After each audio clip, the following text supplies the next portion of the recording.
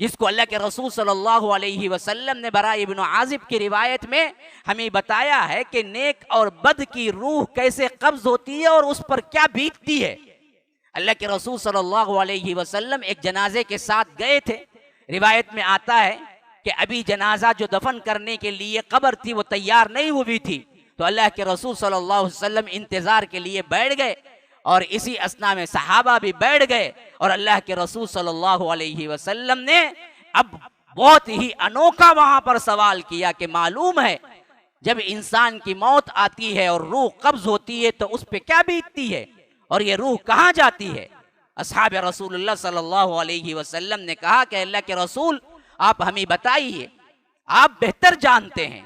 تو اللہ کے رسول صلی اللہ علیہ وسلم یہ طویل ترین احادیث اور مختلف احادیث کا خلاصہ ہے مسند احمد وغیرہ کی روایت کے اندر، جس میں اللہ کے رسول صلی اللہ علیہ وسلم نے پوری کیفیت بیان کی ہے۔ بیان کیا کہ جب کسی کی موت کا وقت آتا ہے تو سب سے پہلے اگر وہ اچھا انسان ہوتا ہے تو آسمان جیسے سورج والے، یعنی سورج والے روشن ستارے جیسے خوبصورت صورتوں کے ساتھ فرشتے آ کے بیٹھنا شروع ہو جاتے ہیں، یہاں تک کہ اس سے انہیں انس ہوتا ہے، راحت ہوتی ہے، اس سے انہیں کیا ہے اللہ کی ملاقات کا شوق پیدا ہوتا ہے۔ جیسا کہ میں نے گزشتہ جمعہ میں بیان کیا کہ جو اللہ سے ملاقات چاہتا ہے اللہ بھی اس سے ملاقات چاہتا ہے، جو اللہ سے ملاقات نہیں چاہتا اللہ بھی اس سے ملاقات نہیں چاہتا۔ تو اما عائشہ نے پوچھا اے اللہ کے رسول ہم سب موت سے کراہت کرتے ہیں تو موت کو کون چاہتا ہے؟ اللہ کے رسول نے فرمایا عائشہ بات یہ نہیں ہے، جب ملک الموت یا فرشتے موت کے آ کر اطلاع دیتے ہیں کہ اب جانے کی تیاری ہے تو اس وقت مومن بندہ کہتا ہے کہ ہاں میں حاضر ہوں مجھے لے چلو، خوشی محسوس کرتا ہے۔ اگر وہی کافر اور منافق ہوتا ہے تو وہ دراصل تنگی محسوس کرتا ہے اور بھاگنا شروع کرتا ہے۔ اس وقت موت تو ٹالے نہیں ٹلتی، لیکن اس کی کیفیت کی درد مندی اور اس کے اندر کا درد وہ تمہیں دراصل میت کے اوپر کے آنکھ اور اجسام اور چہرے سے بھی ظاہر ہوتا ہے۔ کبھی کبھی بعض کے چہرے تر و تازہ ہوتے ہیں مرنے کے بعد بھی، اور بعض کے چہرے کسی طرح کیا ہے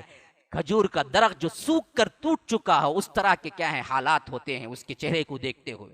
تو اس سے بھی ایک طرح کا اندازہ ہوتا ہے۔ لیکن اللہ کے رسول صلی اللہ علیہ وسلم نے فرمایا کہ براء ابن عازب کی روایت میں کہ جب فرشتے آ کے بیٹھنا شروع ہو جاتے ہیں یہاں تک کہ بالکل وہ پوائنٹ آ جاتا ہے جہاں پر ایک لمحہ نہ آگے نہ ایک لمحہ پیچھے ہوتا ہے، تو اس وقت ملک الموت آتے ہیں، ساتھ میں انہیں خوشبو، ایک روایت ابو ہریرہ کی آئی ہے جس میں آیا ہے کہ سفید ریشمی کفن لیے ہوئے جنت کا آتے ہیں، دوسری روایت میں آیا ہے کہ خوشبو لیے ہوئے آتے ہیں اور ساتھ میں کفن لیے ہوئے آتے ہیں، اور آخری الفاظ ملک الموت وہاں پر کہتے ہیں آ کر اے بہترین پاکیزہ پسندیدہ روح نکل، بس یہ کہنا تھا کہ روح نکلنا شروع ہو جاتی ہے، اور اس کی کیفیت اگر عالم میں آپ تصور کریں تو اللہ کے رسول نے مثال دی جیسے مشکیزے کا ڈھکنا کھل جائے اور اس میں سے پانی اڈھیل دے تو اگر ایک قطرہ پانی بھی ہوگا تو کتنی آسانی سے آ جائے گا، اس طرح اس جسم کے قید خانے سے روح اتنی آسانی سے نکل جاتی ہے، کوئی تکلیف نہیں۔ جیسے آپ کیا ہیں بوٹل کھولیں پانی اندر ہو اور گلاس میں پانی ڈالنے کے لیے آپ بوٹل کو جھکا دیں، تو جیسے ہی آپ جھکائیں گے پانی کا ایک قطرہ بھی ہو بغیر کسی دقت کے پانی پورا ٹرانسفر ہو جائے گا بوتل میں یہ گلاس میں، اسی طرح آسانی یہ ایک قید خانہ ہے،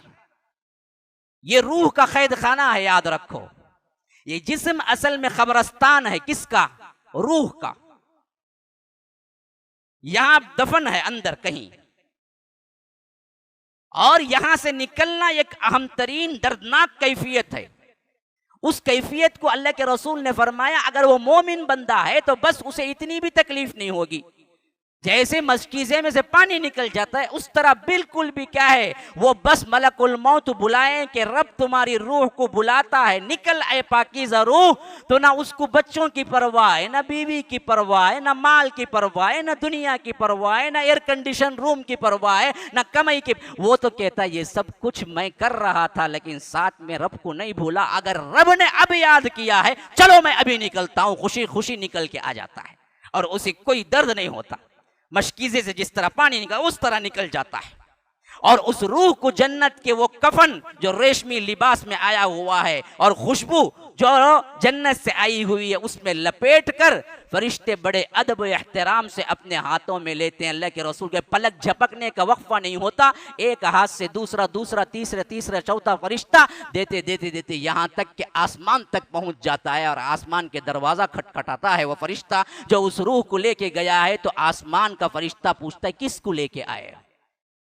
کیونکہ ہر کس و ناکس کو تو دروازے نہیں کھولے جاتے نا جی، یہ تو آسمان کے فرشتے، آسمان کے دروازے ہیں۔ زمین کے محلات بھی اگر کوئی کیا ہے اہم ترین محل ہیں تو دروازہ نہیں کھولتا جب تک کہ پوچھتا نہیں کہ کون ہے، تو آسمان کے دروازے ایسے ویسے کو کیسے کھل جائیں گے؟ تو پوچھا جاتا ہے کون ہے؟ وہاں سے وہ فرشتہ جواب دیتا ہے، حدیث کے الفاظ ہیں، نام وہ لیتا ہے جو اس کا خوبصورت ترین نام تھا، اور لقب وہ لیتا ہے جو دنیا میں اسے خوبصورت ترین لقب تھا، ویسے نام اور لقب سے کہتا ہے کہ فلاں ابن فلاں تیرے لیے یہاں پر آئے ہیں، دروازہ کھولو، یہ رب کے ملاقات کے لیے جا رہی ہے روح۔ تو آسمان کا پہلا دروازہ، دوسرا، تیسرا، چوتھا، پانچواں، چھٹا، ساتواں، تمام دروازے اس کے لیے کھول دیے جاتے ہیں، اور یہ بلندی چڑھتا چلا جاتا ہے۔ یہ ہے اچھے مومن بندوں کی روح۔ یہ کیفیت سامنے میت ہو تو آپ کو نظر نہیں آئے گی، یہ کیفیت ایک اور عالم کا نام ہے، تمہیں دیکھے گا نہیں۔ ابھی موت ہوئی ہے باپ کی، بیٹا بیٹھا رو رہا ہے، لیکن اس کیفیت میں باپ پر کیا بیت رہی ہے، اس کی روح کے ساتھ کیا ہو رہا ہے، آپ کو نہیں آئے گا اس دنیا میں رہتے ہوئے تصور، لیکن حدیث آپ کو بتا رہی ہے کہ یہ ہو رہا ہے۔ اگر ایمان ہے اللہ کے رسول صلی اللہ علیہ وسلم پر تو یقین رکھو اور چاہو کہ ایسا ہی معاملہ ہم سب کے ساتھ۔ تو اس کے لیے خالی خولی دعوے نہیں ہیں، عمل کی ضرورت ہے، عمل کی پہم ضرورت ہے، تب کہیں جا کے یہ موقع ملتا ہے، ورنہ تو بڑا کٹھن مرحلہ ہے۔ دوسری طرف اس کو بھی سن لو، اللہ کے رسول صلی اللہ علیہ وسلم کہتے ہیں اما الکافر والمنافق، یا کمزور ایمان والا، برائی کرنے والا، دغاباز، دھوکے باز، مشرک، کافر، ملحد، منافق، اگر اس کی روح قبض کرنے کا موقع آتا ہے، سخت ترین، سیاہ ترین، کرخت ترین ایسا چہرہ دیکھے تو ڈر جائیں، اس طرح کے فرشتے آ کے بیٹھنا شروع کر لیتے ہیں قریب، یہاں تک کہ آخری وہ لمحہ آ جاتا ہے جہاں سے اس کی روح کو نکالنا ہوتا ہے، تو ملک الموت بھی پہنچ جاتے ہیں اور کہتے ہیں کہ اے خبیث روح نکل، چھپتی پھرتی تھی نا، اب جسم سے نکل۔ پھر اللہ کے رسول اس نکلنے کی کیفیت کو بیان کرتے ہوئے کہتے ہیں کہ ململ کا کپڑا،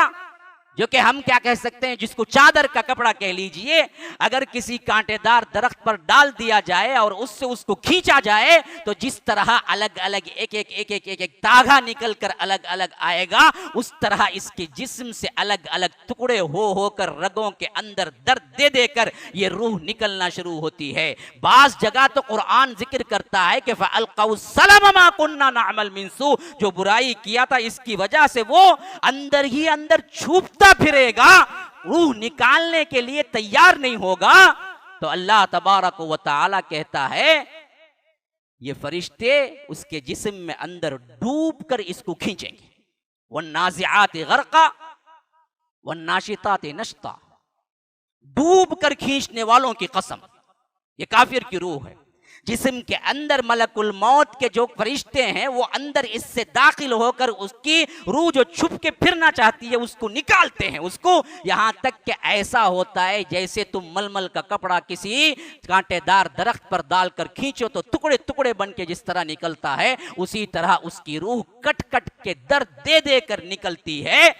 تو جیسے ہی نکلتی ہے تارکول کا جہنم کا لباس ساتھ میں ہوتا ہے، اور اس سے ایسا بدبو نکلتی ہے، ایسی بدبو گویا کہ کئی دنوں کا مردار، اس کے اندر کے گوشت میں بھی اتنی بدبو نہیں ہوگی جتنی بدبو نکلتی ہے وہاں سے، اس میں اسے لپیٹا جاتا ہے، اور آنے واحد میں فرشتے اس کو لے جا کر ایک ہاتھ، دوسرا، تیسرا، چوتھا، پانچواں، چھٹا، ساتواں، یہاں تک کہ آسمان کے فرشتے پر پہنچتا ہے تو دروازہ کھٹکھٹایا جاتا ہے۔ آسمان کے فرشتے والے پوچھتے ہیں کہ کون، کس کی روح لایا ہے؟ خبیث ترین نام اللہ کے رسول کہتے ہیں، جب سے برا لقب جو اس دنیا میں استعمال ہوتا تھا اس سے فلاں ابن فلاں کی روح آئی ہے، ملک الموت کہتے ہیں تو وہاں سے جواب آتا ہے کہ لا تفتح، اللہ کے رسول نے یہ آیت پڑھی، اس کے بعد فرمایا کہ لا تفتح لهم ابواب السماء ولا يدخلون الجنہ حتى يلج الجمل في سم الخياط، اس کے لیے آسمان کے دروازے نہیں کھولے جائیں گے، لا تفتح لهم ابواب السماء، اور جنت کا دروازہ اس کے لیے نہیں کھولا جائے گا۔ تو وہاں سے اس کو کہا جائے گا کہ اس کو نہیں کھولا جائے گا، رب اس سے ملنا پسند ہی نہیں کرتا، آسمان کے دروازے ہم نہیں کھول سکتے۔ پوچھا جائے گا کہ اب کیا کیا جائے؟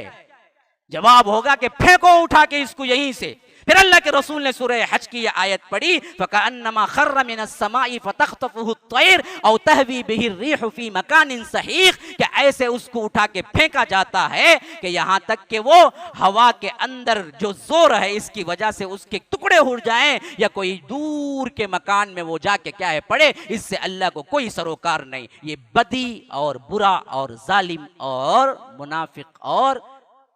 وہ انسان جو شرک کرتا ہے اس کے ساتھ یہ سلوک ہوتا ہے۔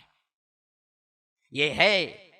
روح نکلنے کی وہ کیفیت جو صحیح احادیث کے اندر آئی ہے۔ مسلمانوں، خواہ کوئی کس سے بھی مرے، یہ کیفیت سے تو گزرنا ہوتا ہے۔ ہاں، کون سی بیماری سے مرے، کس حالت میں مرے، اس کیفیت سے تو گزرنا ہوتا ہے۔ موت کی ایک اپنی سختی ہے، یاد رکھو،